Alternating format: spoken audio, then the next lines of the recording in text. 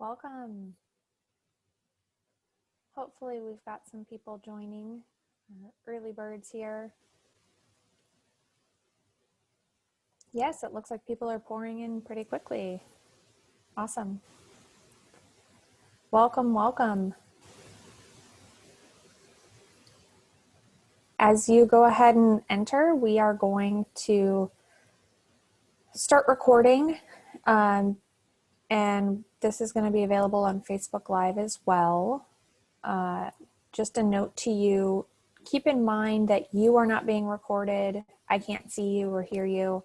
You guys, attendees are all in listen-only mode, but you will be able to hear our wonderful speakers and ask them questions. So thank you very much for taking the time to attend. My name is Ashley Metzger. I'm the Outreach and Conservation Manager for Desert Water Agency. And hopefully you're here to talk about overseeding. That's our topic of the day, the good, the bad, and the ugly. So lots to talk about. It's a very exciting and sometimes controversial topic, but we thought that September was a good time to bring it up because it's definitely on people's mind, and some people have already started already. So I'm going to go ahead and let everyone who's here, so far it's about 40 of us, let everyone know that if you need technical support, go ahead and use that chat feature if you're with us on Zoom. If you are watching via Facebook Live, which it looks like we are now officially on Facebook Live, type your questions into the comments on Facebook Live. And if you have questions and you're here with us on Zoom, go ahead and use the Q&A feature. We'll have that up so that our speakers, our experts can get you the answers to your questions. So with that, we're going to throw on the screen our welcome poll so that we can get to know a little bit more about you, so that hopefully we can tailor the presentation a little bit to who's in the virtual room.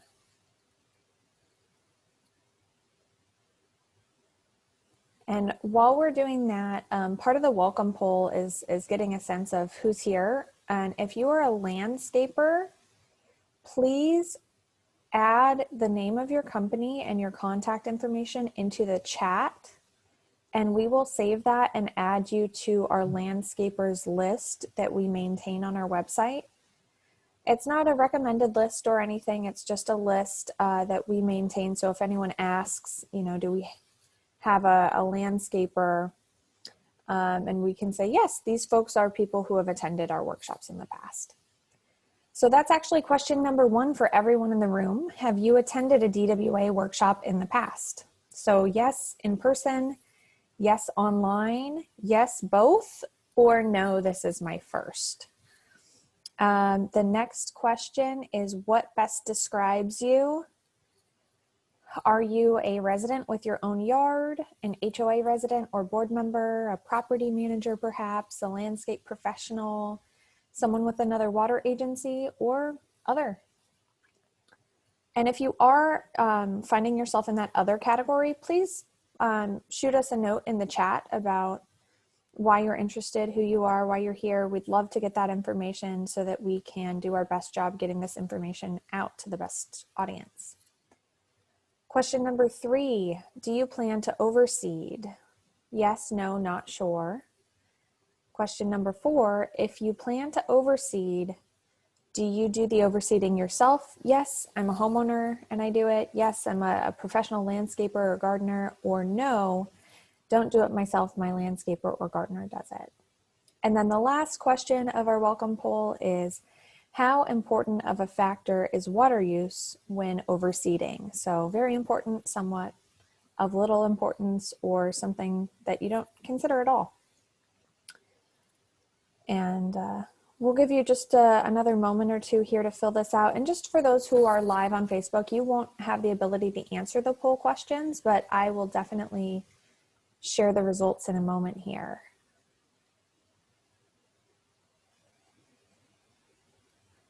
All right, so it looks like for the overwhelming majority of people attending, this is their first workshop. So welcome, we're so pleased to have you. Thank you very much for joining us. I'm glad this was a topic that drew you in. Hopefully we learn a lot from our expert speakers today. And then the rest of the questions went blank. Let's go ahead and share those results again so folks can see them. What best describes you? A resident with your own yard is the top answer, followed closely by HOA resident or board member. Very good. With the question about, do you plan to overseed? 77% say yes, and the rest of folks are not sure. So hopefully we can provide some good information, and that way you can make a decision. And then question number 4, if you do plan to overseed, do you do it yourself? No, the landscaper or gardener does it, is the vast majority of responses here. And it looks like we only have a couple landscape professionals actually on the virtual call here. And then lastly, how important is water use when overseeding? Very happy to see that for about 75% of people, it's very important. That's great. It's probably a little bit of a biased group given that you're all here for a water webinar, but we're very pleased to see that. You know, water is a very precious resource here, and I'm not going to beat that drum too much today because it's not the topic, but it's important to do whatever you can to use it wisely. So we're going to go ahead and move on and speak with our first expert today. When we started putting this webinar together, I thought about when I first started at Desert Water Agency during the drought back in 2015. And I was working at the time with a bunch of different property managers, golf course managers, landscapers on how they could keep their properties alive and well during such a time of hardship and with our restrictions. And Nick Hansen came to mind. He used to work at O'Donnell back then, which was the oldest golf course in the Coachella Valley and very prestigious. And then hadn't worked with him in quite a while because he moved on to the Omni and Rancho Mirage, and now he's at Sunnylands, which is just wonderful. So I was really, really happy to see that Nick could join us today because he, back during the drought, was so on top of water use and, you know, put together some really great plans on overseeding efficiently with a very limited amount of water. So Nick, I can't wait to hear about it. He's going to talk to us about his professional experience and his personal experience. So take it away.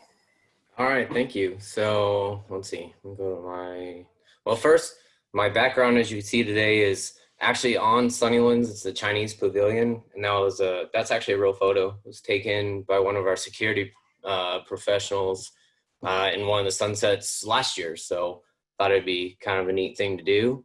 So let me get into my presentation real quick. And we'll go here. There we go. Okay. So this is, so the point of this is actually my front yard from last year. So first photo on the left is me prepping October 26th, and second photo is from February 20th. But the point of these two photos was kind of just to show what we do in the desert, and then also kind of speak to the process of what I'm doing. So the first photo is right after I'd finished scalping, getting it cleaned up and getting ready to throw seed. So I threw the seed down and I started watering my yard the first November 1st. And I was watering it every 2 to 3 hours for a short minute blast of 3 to 4 minutes. And it took about 13 days for the seed to germinate, enough for the first mow. And then the picture to the right, by the time I got to February 20th, I was only watering that front yard 3 times a week. So that's just kind of a quick rundown of overseed. Basically, you're scalping it down, throwing new ryegrass, and watering it till it comes up and you're green again. So the thing I really wanted to talk about is the pros, cons, and that kind of stuff. So as you can see in my two lists, that there's not very many pros versus cons. The biggest one for the desert is ryegrass is very aesthetically pleasing than dormant brown Bermuda grass. The seed is pretty cheap and ryegrass grows quickly. But other than that, everything else that you're doing is, can be considered damaging or wasteful. So the actual process, the physical process of overseed can be expensive. The amount of water needed can be considered wasteful. The ryegrass growing over the top of the dormant Bermuda will damage and kill a percentage every year.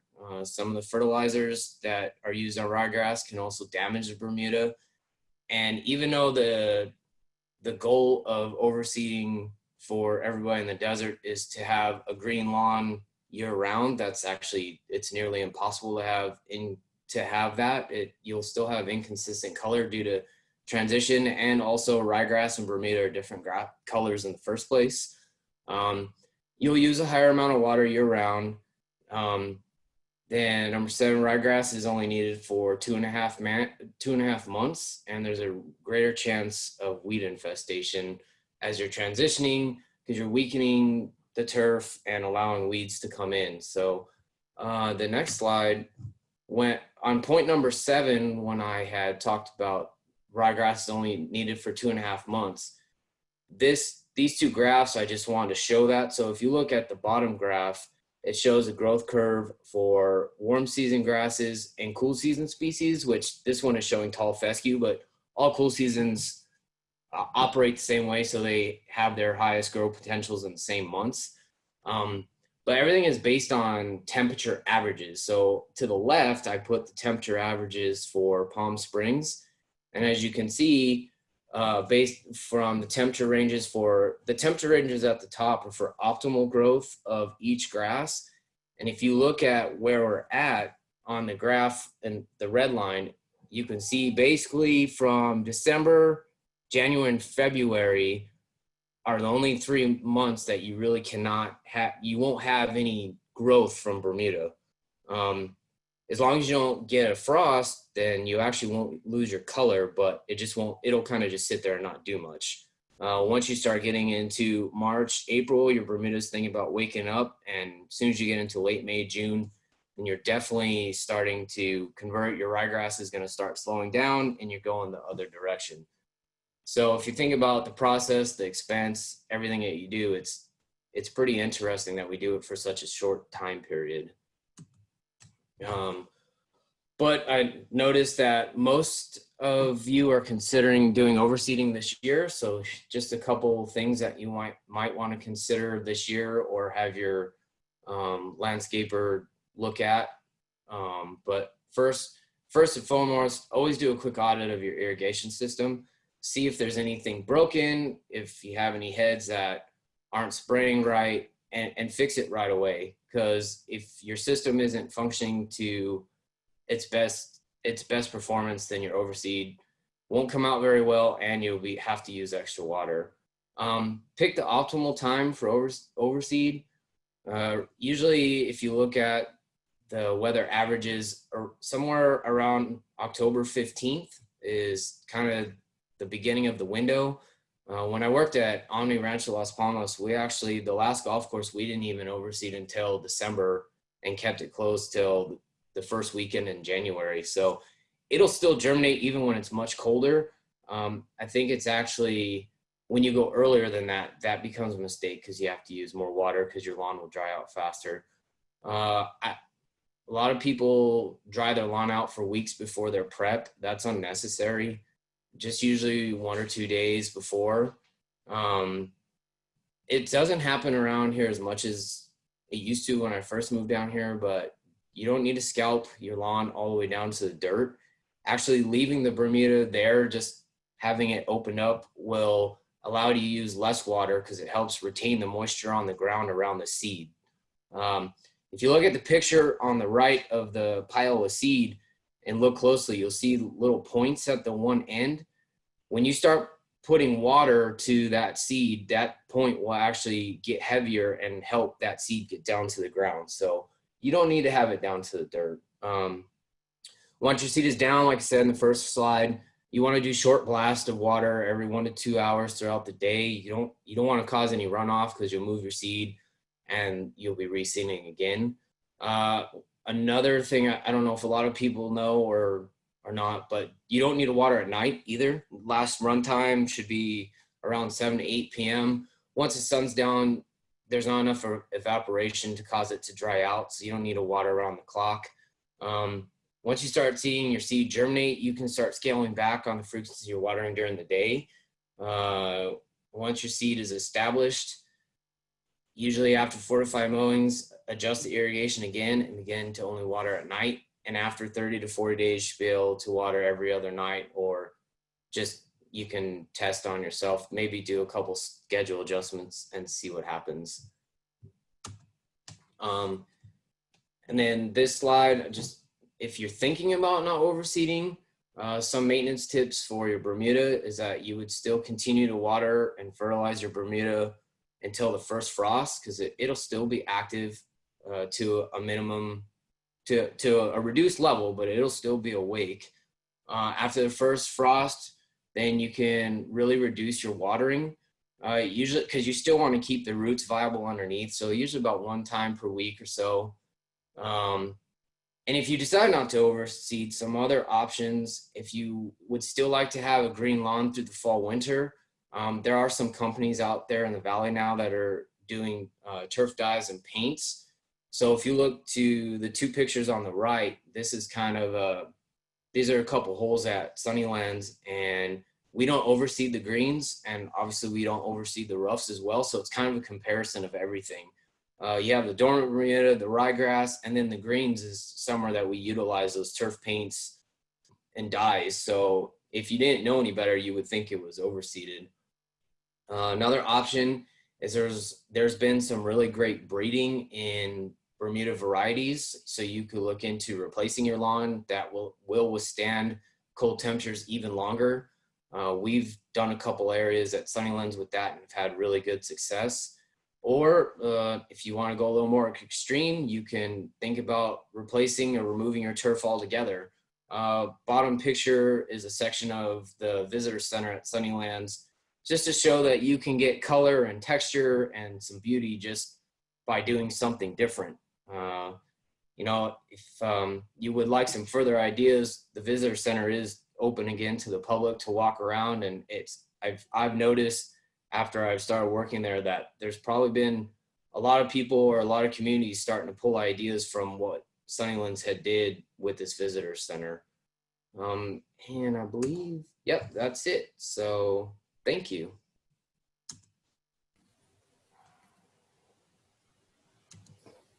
Thank you so much, Nick. That was really great. We already have a question asking if we can have your slide deck available after the webinar. And I think yes, both Nick and our next speaker, Spencer, have great presentations that we would be happy to post up on the web. So you'll be able to find those at www.dwa.org/virtual. And then we're going to go ahead and move on to our next speaker before we dive into Q&A.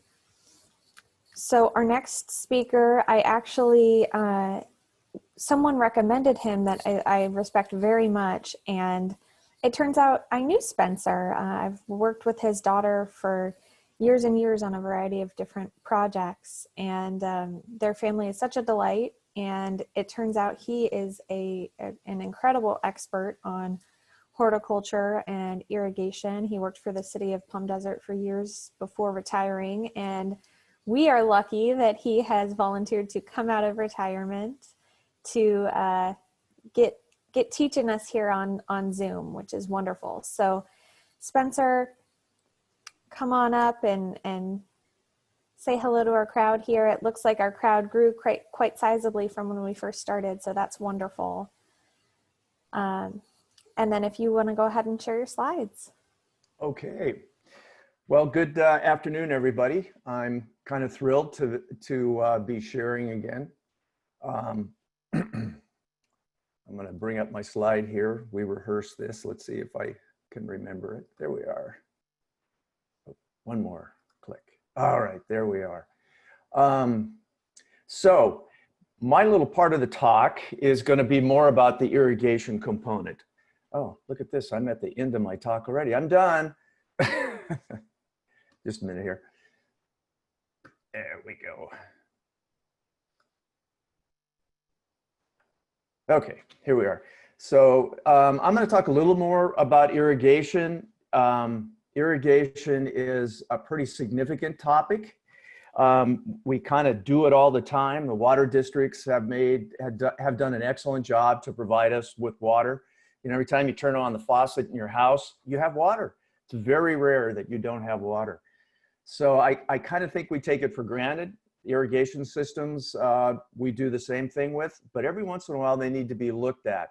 So what I'm going to do in my presentation is take a look at how do you assess your irrigation system and see what kind of condition it is. Nick said in his talk, check your irrigation system, make sure you don't have any breaks or anything. We normally don't do that unless we see water running down the road. So to start with, in order to have a successful overseeding project, if you decide to overseed, the best soil preparation and the highest grade grass seed isn't a guarantee that you're going to produce a high quality turf if your irrigation system's inadequate. In other words, if it can't provide the water. So to provide an adequate regime of water, an irrigation system has to accurately place the water in the correct amount evenly over the planted area. And that can be a real task in some case. So the question is your irrigation system up for that task? The Palm Springs area has been around a long time. So there are a lot of residents that have, and HOAs that have irrigation systems that have a significant amount of age on them. You need to take a look and see what kind of condition your system's in. So my suggestion would be that you do a visual inspection. This isn't rocket science. You get a little pad. When I was an audit, Nick mentioned about a water audit. When I was an auditor, I had an actual clipboard and it had check boxes and note boxes, and I was able to look at an irrigation system and go through and get an assessment of its physical condition and its ability to perform the task that we're looking for it to do. But just get a clipboard, get a piece of paper, and walk out and take a look at your irrigation system. And I'd make a note to those of you who are residents and you're going to have a professional or your landscape maintenance person do the overseeding, you should still need to know what the process is. And you should need to know what the condition of your irrigation system is. The first thing to do is take a look for dry or brown spots. I mean, if during a regular season in the summertime, you have dry spots, well, that dry spot doesn't go away in the winter. It's still there. That's an indication that most likely you have an irrigation problem. 80% of the problems we see in turf typically are what we call asymptomatic. In other words, it has nothing to do with disease or insects or anything. It's just simply soil problems, maintenance problems, or irrigation problems. Wet spots, that's the opposite of a brown spot. If you have mushy spots in your turf in the summertime, you're going to have mushy spots in your seeding attempt, which will also slow irrigation. No water, no germination, too much water, slow or no germination as well.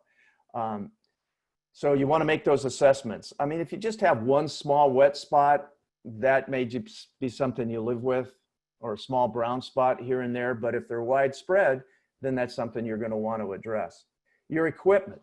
The first thing I have on the list here is pipe type. In the old days, and when I started, the first irrigation system I did was out of galvanized pipe. We had a threading machine, and we even had a hand threader. And I suspect that we wouldn't have to look very hard, and we'd find that there's some galvanized irrigation systems still out there in the field. Not that there's a problem with galvanized pipe, except that in our type of water, the pipe tends to corrode fairly significantly. So if you still have galvanized pipe, the inside diameter of the pipe could be so small and filled with rust that you don't get enough water through the system, or you plug your irrigation, your sprinkler heads, any one of a number of problems. So if that's your case, it might be something you want to budget for or think about to have that system redone. The good thing about that is not only do you get PVC pipe in the ground, you get a chance to enjoy the new sprinklers that we have, which are much more efficient than the old style. Sprinklers, next thing to look at. Make a note of who the manufacturer is. Is it Rainbird? Is it Hunter? You know, who, because if you have to replace one, you want to know who the manufacturer is, because you always want to replace sprinklers with a like type. You don't want to have a mix and a mashup of different types of sprinklers. They all perform very differently. The type, like I explained, you could have the standard spray sprinkler that just puts out a standard spray. You might have a stream rotor that puts out a single spray. So there's different types of sprinklers. I hope you don't have the old mini paws, which were impact sprinklers that were in the ground. So you want to make note of what kind of types of sprinkler that you have. What condition are they? Are they really old? They actually wear out over time, the nozzles do. When the riser pops up, does more water squirt out at the top rather than come out the nozzle and spray the turf area? Do you have missing heads? Are they broken? Are they leaking water? I just mentioned that. Are they leaning over? I mean, one of the things that unfortunately happens with maintenance, when the guys come along with their mower or the edger, they knock that sprinkler over. If it isn't standing vertically, then you're not getting a good pattern. So you want to also take a look, are your sprinklers overspraying a lot? Are you getting more water on the driveway and the sidewalk or the street than you're getting into the turf area? The other thing you want to take a look at is your irrigation valves. Where are they? Again, manufacturer type. Are they brass? Are they plastic? Are they automatic that they hook up to a controller, or are you still turning them on by hand? Do they have an anti-siphon valve? And I'll show you a picture here in a little bit of what that is. But that's a component that protects your house from water coming back into your water system from the turf area. Again, the condition. If they're above ground, they take a beating out here in the sun, and they don't last as long as they typically do in milder climates. Age, are they leaking? Do they need to be repaired? Make note of those things. And if they're buried underground, you might have to find the valve box and pop it up and look inside and take a look at the irrigation valves. The next is your irrigation controller. A lot of people don't even know where it is. So I would encourage you to find out. Your maintenance vendor should be able to tell you where it is. Hopefully they can. Again, make note of the manufacturer. What type is it? Is it an old style 14-day clock? Is it one of the new smart controllers? And you want to be able to note, where's the operating manual? If you've never set that clock, you might want to see if you have one, or see if you can get it offline. Again, what's the condition? Is it hanging on the wall by one screw, or is it just laying on the floor? You know, how old is it? Is it doing its job? Another thing is some of the older clocks, you have to replace the backup battery once a year. So when was the last time you did that? The newer ones tend to have a different process for that in case the power goes down. The other thing that I would encourage you to be familiar with is your water service. Where's your water meter? And where's its location? Have you looked at it? Hopefully the water districts used to look at them regularly. However, they have now switched over to more electric monitoring systems, so they can actually record your water usage without getting to the box. But if you haven't looked at it, I would suggest that you take a look at it, find out where it is, and see if it's leaking. And if it is, call the water district and they'll take care of it. Now, the next thing I have is pressure regulator. Your water service pressure, in other words, the pressure that the water district delivers to your house varies. In DWA's, Desert Water Authority's pressure grid, they have quite a variation. I'll talk a little more about that in a few minutes. So you want to see it. If you have a pressure regulator, if you find it, it's usually located close to the house where the water service goes into the house. that's going to indicate that your water surface pressure is high. So you're going to want to make sure that that pressure regulator is working. They're pretty durable. They can last for quite a while. They're usually made out of brass. But you're going to want to know, and I'll show you how you can test for that in a few minutes. Okay, enough for the visual inspection. Once you've got all that stuff written down, you're going to have to digest the information and decide, okay, what am I going to do? This is kind of an extreme picture of a brown spot.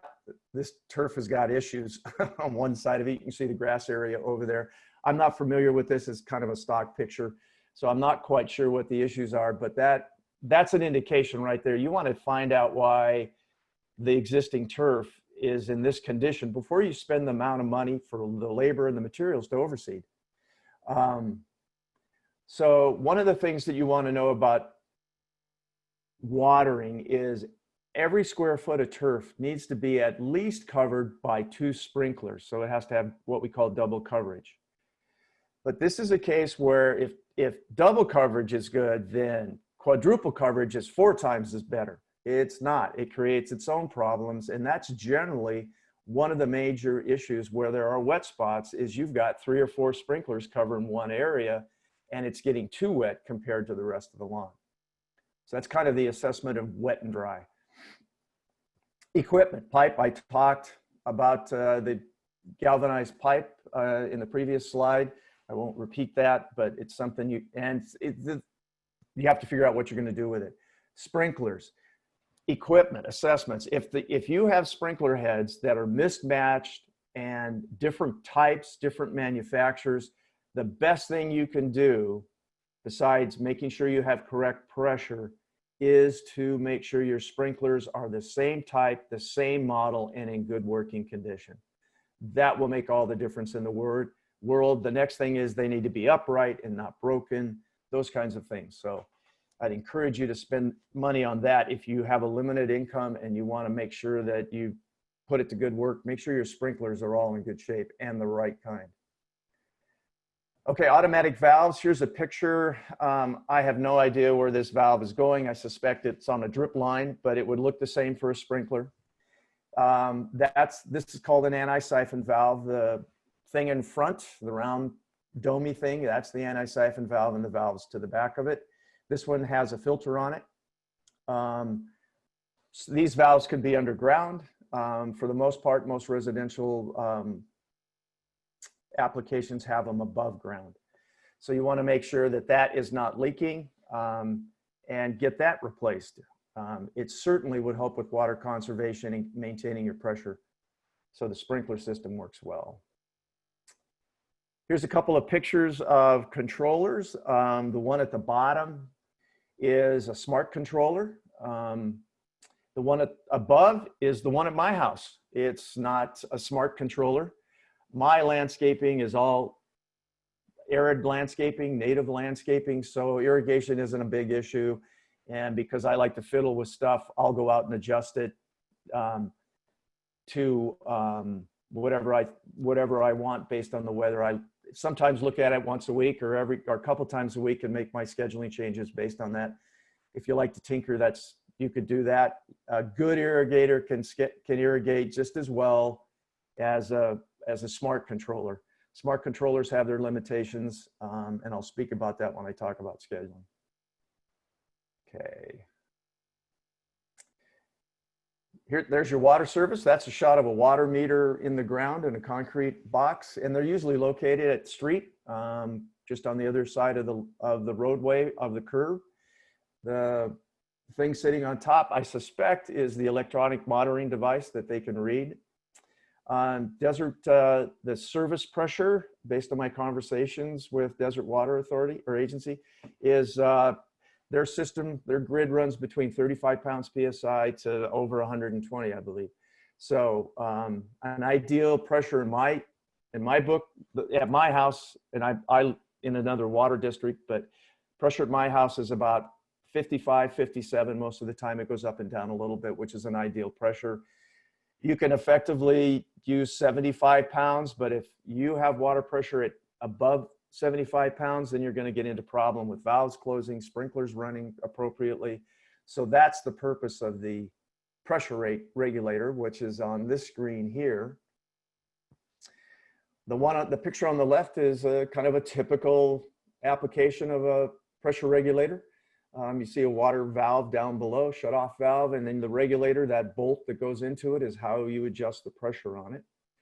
The picture on the right is there's my irrigation setup for my valve.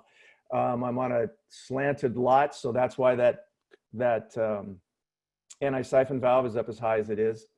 But you can see there that you can buy that pressure gauge at most of the hardware stores.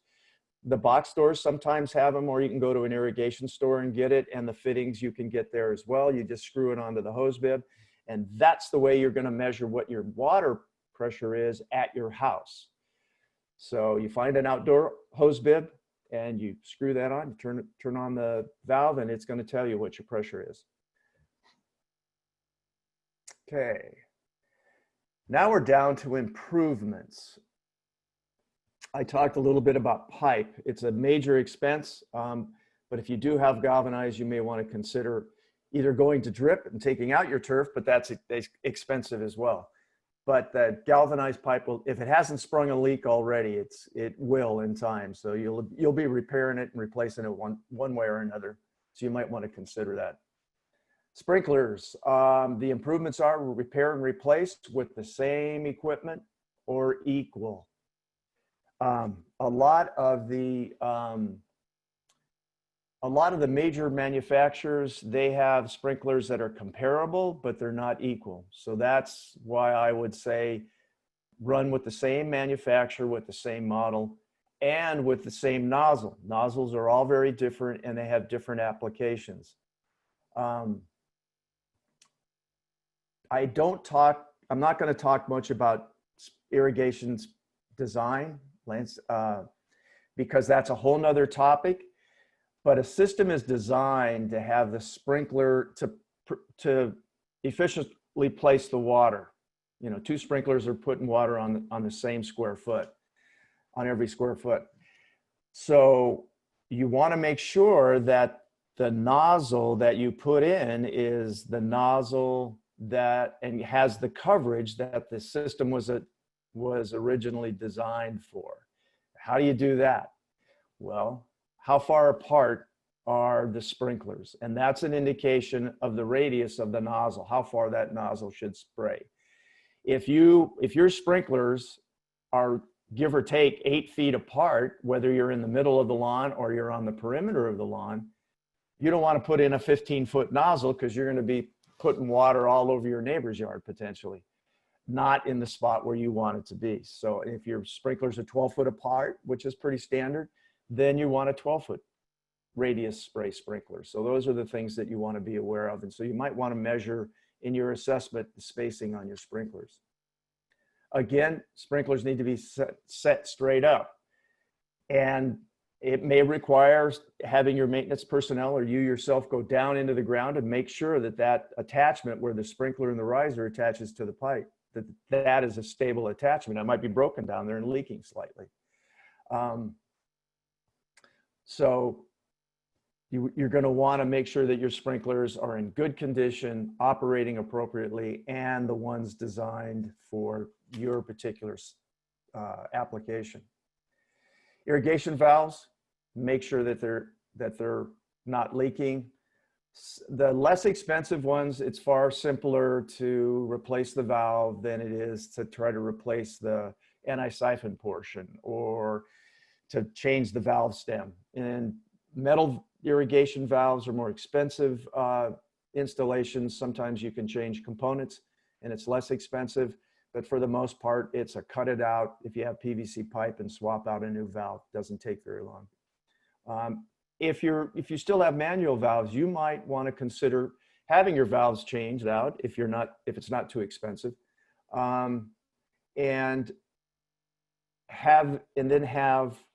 then go to an automatic controller. And there is a automatic controller program that I believe Ashley's going to talk about at the close of the program that will be of help to you in terms of going to a smart controller. And that takes me to the irrigation controller. You want to make sure it's working. If you still have a mechanical controller, by that I mean it's an actual mechanical clock that ticks and it has wheels on it, I would highly or strongly encourage you to get a new controller, an automatic controller, electric controller. They are much more efficient. They do a lot better job than the old controllers. The old controllers worked, but their detail wasn't very good. And if you set the timer for, you had a choice, I believe, on some of them, you could water for 7.5 minutes. That was the lowest time you could water, and that may be too much. It certainly is in an overseeding situation. So take a look at your controller, make sure it's up to speed. A little bit more on pressure. If you have high pressure at the house, you may want to consider having a pressure regulator installed. They're a bit expensive, but they're worth it. They're going to save your irrigation equipment and they're going to save on your fixtures in your house. Most of your valves in your house, the valve for your toilet, for your ice maker, for your faucets, only are designed to handle 65 pounds per square inch of pressure. Anything above that, and you're going to wear them out faster or they're liable to come apart on you. So it's going to be, it's worth the money on the long run. If you have high pressure, put in have a pressure regulator installed, and you might want to talk to a plumber about that. Not all your landscape personnel have the technical ability or training to work with copper if you have copper lines in the house. Little bit about low pressure, and this also plays into dry spots and wet spots. One of the things that people get led into is that, God, I got a dry spot, I'll just add one more sprinkler. And so they tie into an existing system and run that sprinkler over there. And what they realize is suddenly they have more brown spots. Because each valve is designed to run with a minimum or a maximum amount of pressure and a certain amount of output. You add one more sprinkler, that lowers the pressure and takes pressure away from the other sprinklers, which is going to impact how they deliver water. And it also takes away volume of water from those sprinklers that may impact how they do. So in other words, you may not have room on a particular line to add another sprinkler. So the best bet is you have dry spots is to add another valve and add sprinklers, a whole nother line. And it means you're going to, cut into the lawn. So you're going to want to do this, like Nick suggested, before you overseed, to add the extra sprinklers. Best way to deal with low pressure. Another way to deal with low pressure is we now have low pressure sprinkler heads that will take the place of the old standard sprays. The old standard sprays used anywhere from 2 to potentially 6 gallons a minute of water. The new ones drop way down to, at the very most, they might use 2 gallons of water, and they drop to lower than that. So you can get more sprinklers on the line, they use less pressure, and they're much more accurate in placing the water. They were an excellent invention. I watched them being developed in my career, and they were a little sketchy at first, but the manufacturers got to it, and they've actually made them work pretty nicely. Another way to deal with low pressure is simply to reduce the number of sprinklers on one line, and again, add another line, another valve and another line. So those are 3 ways that you can deal with low pressure. Again, this needs to be done ahead of time. Okay, scheduling. I'll wind up here with scheduling. Automated. If you have never looked at your irrigation controller, then who is looking at it? Is your vendor looking at it? Do you know?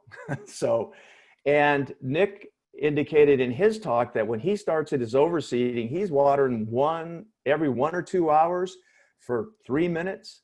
And then as the seed germinates and the plant grows, he starts tapering that water back until when his turf is fully germinated and strong, he's three days a week. So, And you have to watch that because it depends on your situation, on your irrigation system. How long do you water when you're germinating the seed?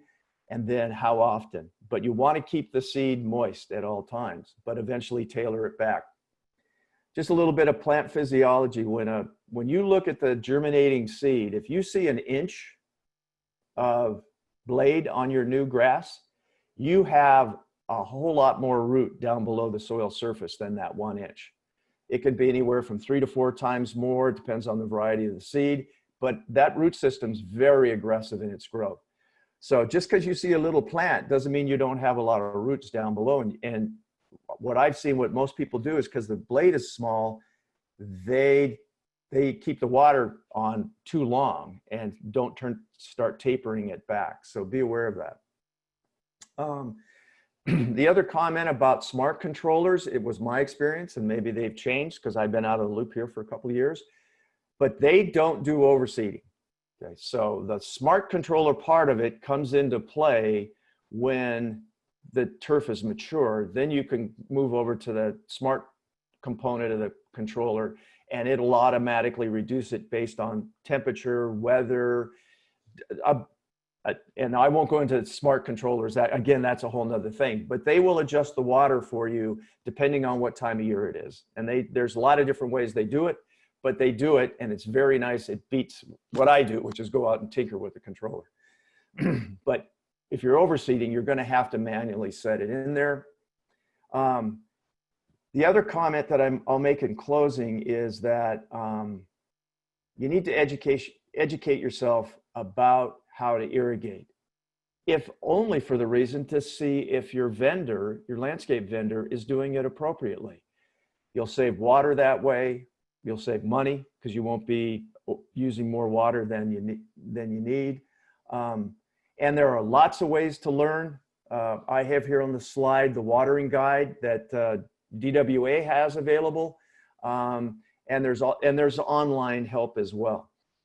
So I believe that I'm done. There we are. Happy overseeding.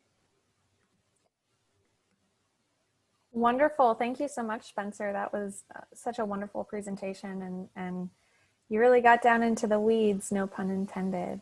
So I have a couple things to share with you guys before we move into Q&A with our speakers here. You know, I think there were some great lessons learned. I'm hoping you guys can be typing your questions into the Q&A box as I am discussing our incentive programs with you. But I mean, my key takeaways here were, you know, skip it.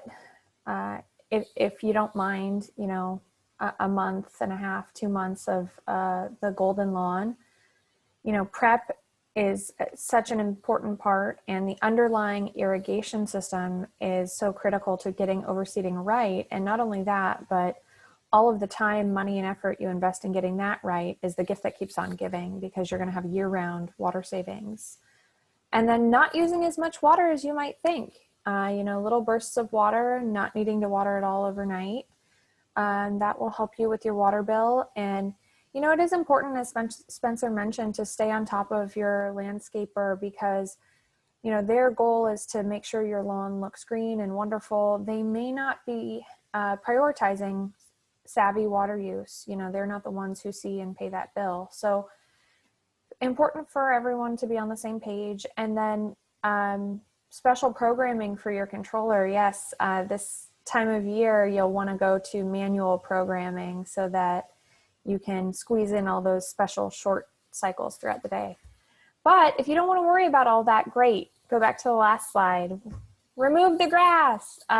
So we always advocate that if grass is too much of a maintenance headache, you know, the water bills are just, you know, becoming too much of an expense, you're ready for a change, a different look, consider removing grass in your front yard, backyard, side yard, HOA, common area. You know, we used to be pretty specific about wanting highly visible areas removed. We are now really pushing to get all of the grass that we can, you know, thin slivers of grass that are hard to water and spray onto sidewalks and such. Really curvy areas are great to remove. We'll give you $2 a square foot and the grass must be present when you're applying. So unfortunately, if you already took the grass out, we can't retroactively provide that incentive for you.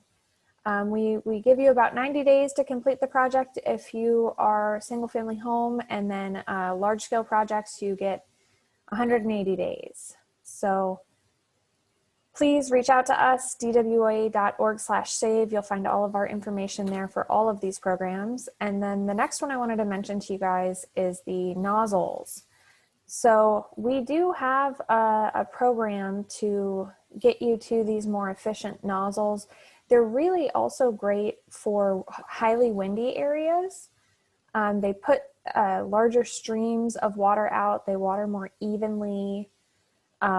So they're really a great way to go. There's a bunch of different brands and makes and models, but we will give you $5 per head, which is about what they cost, sometimes less is what they cost, sometimes a little more. And we'll also give you $2 per nozzle for professional install, if you have them professionally installed.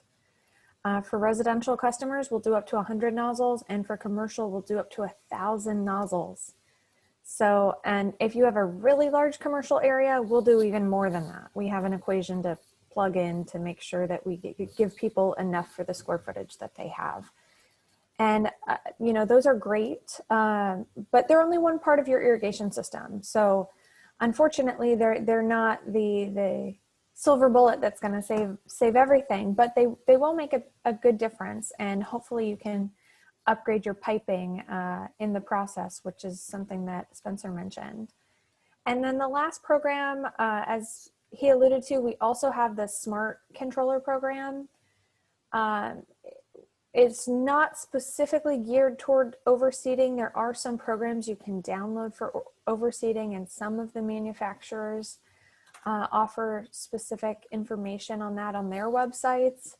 But generally, you're going to be in a manual mode as you go through the germination process, and then you can switch back to the smart mode for the rest of the year. And it adjusts the amount of watering that you put out based on the weather that we're experiencing on a given day, which is nice because, you know, sometimes it's unusually hot in January or unusually cool in May. So getting that savings where you can, it's $150 for the device itself and $100 for professional install.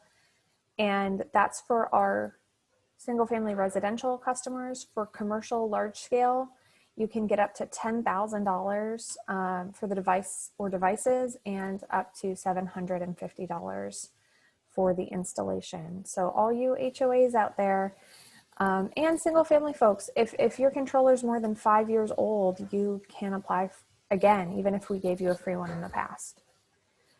So with that, we'll move into Q&A here, and I'm going to invite Nick and Spencer to come back on screen, and we will go. It looks like we've got quite a few questions here, which is great. Some of them we typed some answers to. Other ones we are going to answer verbally here. So I have a question about someone with a wet area that's a swale. So, you know, for those of you that don't know, swale dips down a bit, and it's in the shaded portion of a backyard. This person is wondering if they should turn off a few sprinklers or perhaps even out the landscape so that they don't have that dip anymore. So Spencer, do you want to touch on that first, and then we'll kick it over to Nick? Yeah. From my perspective and my experience, swales are one of the most difficult things to deal with. You can design the irrigation system to decrease the amount of water that lands there, but it's never been very successful to me in the residential setting. So I wouldn't remove sprinklers, because then you don't know what else you're going to open up and how that's going to happen. One of the ways that I've done it is if I have a sprinkler system at the bottom of the swale and I have one at the top of the swale, I've done things like remove the top line and then use the bottom line, reorganize the bottom line so I'm throwing water uphill. and it has to run back downhill. So you've got a little bit of time for that water to infiltrate into the soil before it makes it all into the swale. But if you've got a sprinkler system at the top, it's just throwing the water right down to the bottom. I think the best way is, if you have that opportunity, is take it out of turf, put it in a planter, and use drip and go from there if you have that option. But, you know, Nick manages a whole heck of a lot of turf. He may have some tricks I don't have. I thought he might, especially with golf courses and all of the swales you see there. So Nick, what are your thoughts on that? Well, so, I mean, obviously in golf course design, if there's a swale, it's usually there on purpose. So we can't just go in with a bunch of fill dirt and get rid of it. But unfortunately, the difference between golf course irrigation and homeowner irrigation is that we have individual control from each individual sprinkler. Whereas at home, you're managing a block of, you know, anywhere from 6 to 10 sprinklers or whatever. I think another option, if you want to keep it turf, is you can cut in some drainage on the bottom swell as well. So then you have a little higher drain rate at the bottom, and hopefully that would help. But since it is in a shaded area too, I would play around with the runtime, see if a little few minutes off here and there would help as well. Good advice. And it's nice for people to have different options too. We have a question. Nick, this might be a good one for you. Someone is experiencing banging noises at the end of their cycle.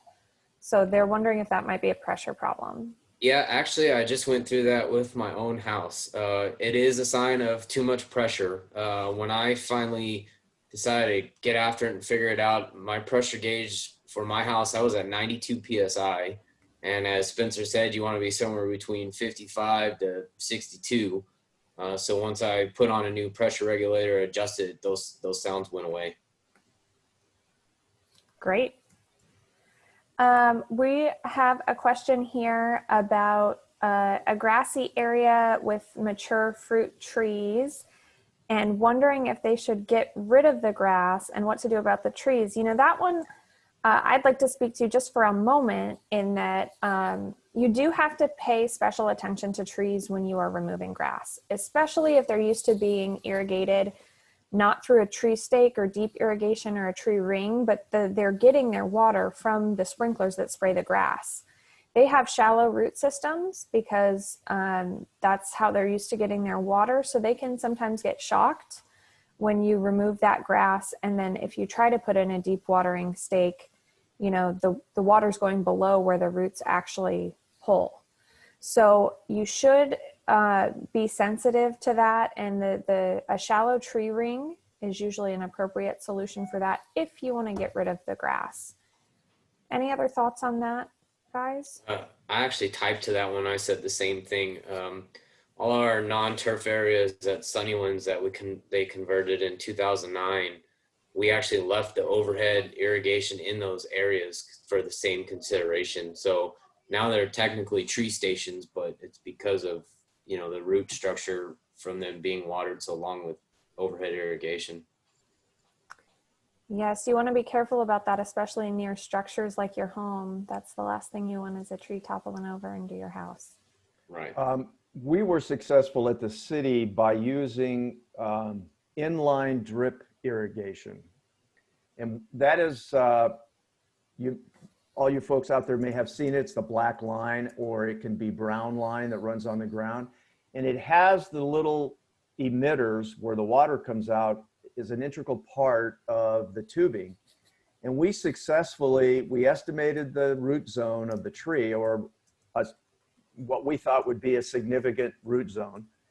It took some hit and miss to get it. And we actually laid out a grid pattern underneath the tree, and made it large enough that we were successful to transition the tree out from underneath the overhead spray. But you have to be very careful in doing that. And Nick's idea about leaving the overhead in place and then beginning the transition that way is helpful.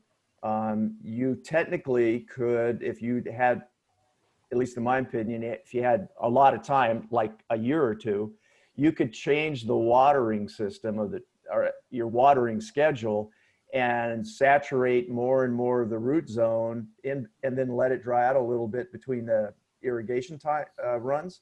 And that tree will eventually develop deeper roots. But yes, training an old tree to do new tricks is just like training an old dog like me to new tricks. It takes a while. Well, thank you so much to our speakers. We have one last very quick question. Nick, I think it's applicable to you. If we do not overseed this year, what month should they expect the Bermuda to pop back? I think you'd mentioned yours popped back around February. Is that right? No, that's when it finally lost a little bit of color. So I lost. Oh, okay. I lost color around February through February, March, and by mid-April, it's starting to green back up. Just because averages in the Coachella Valley, it won't really start growing real actively until sometime in June, but it will green back up. Wonderful. And any special watering tips for when it does start to come back to life in that April timeframe?